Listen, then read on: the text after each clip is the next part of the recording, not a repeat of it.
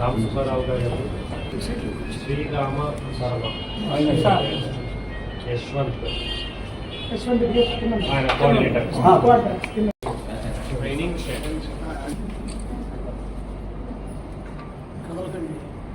మట్టు గారు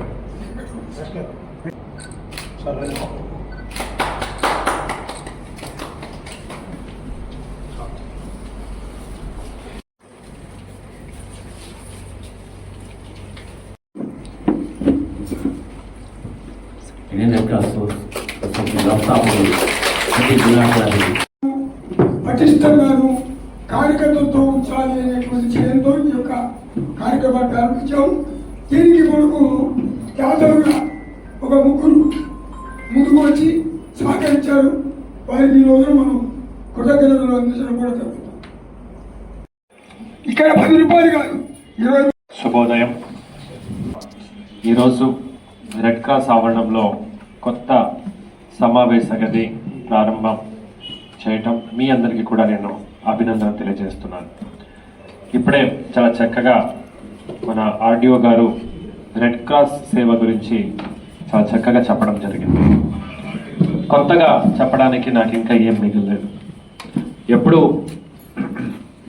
నాయకత్వంలో అంటే ఒక జిల్లా కలెక్టర్గా ఉన్నప్పుడు సమాజంలో ఉన్నటువంటి అన్ని రంగాల వారిని జిల్లా పరిపాలన నిమిత్తం అభివృద్ధి నిమిత్తం ఒక చోట తీసుకురావటం, వాళ్ళందరితో సమన్వయం చేయటం, వాళ్ళందరికీ దిశానిర్దేశాలు ఇవ్వడం కలెక్టర్ గారి బాధ్యతగా ఉంటుంది.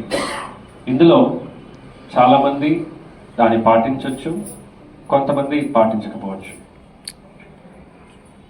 పాటించే వాళ్ళలో కొంతమంది చెప్పడంతో పాటిస్తారు, ఇంకా కొంతమంది వాళ్ళ వంతుగా వాళ్ళు పాటిస్తూ వస్తారు. అందులో red cross, Indian red cross జిల్లా చాప్టర్ బాపట్ల అగ్రస్థానంలో ఉంది అని అందరికీ కూడా సభాసమనంగా తెలియజేస్తున్నారు. నారాయణ భట్ గారు కావచ్చు, అలాగే రెడ్ క్రాస్ని దగ్గర నుంచి అబ్జర్వ్ చేస్తున్నాను. నారాయణ భట్ గారికి ధీటుగా ఇంకా ముందుకు ఎదగడానికి కూడా చాలా మంది నాయకులు రెడీగా ఉన్నారు. మీలో ఒక్కరే కాకుండా చాలా మంది కూడా మీలో ఉంది. మీ అందరూ కూడా సమన్వయంతో పనిచేయటం కూడా చాలా సంతోషంగా ఉంది. రెడ్ క్రాస్ లో ఉన్న కొన్ని సమస్యలు మీరు నా దృష్టికి తీసుకురావటం జరిగింది.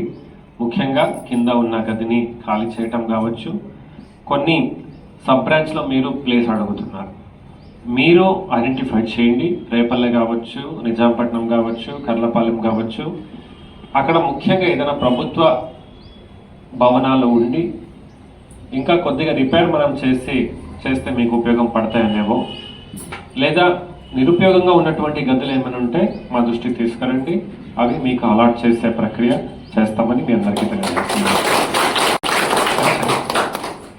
అలాగే చాలా స్వచ్ఛంద సంస్థలు సమాజంలో ఉంటాయి. అయితే రెడ్ క్రాస్కి స్పందన అనేది బాగుంటుంది.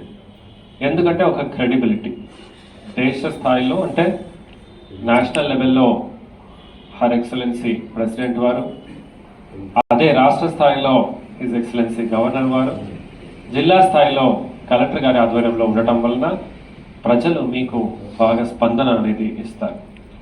దీన్ని రెట్టింపు చేసుకోవాలి, ఇంకా డబల్ అయింది క్వాడ్రిపుల్ చేసుకోవాలి, ఇంకా 100 times దాన్ని బలోపేతం చేసుకోవాలని మీ అందరికీ కోరుతున్నాను. బ్రాంచ్లో మీరు ఒక డేటాబేస్ తయారు చేసుకోవాలి.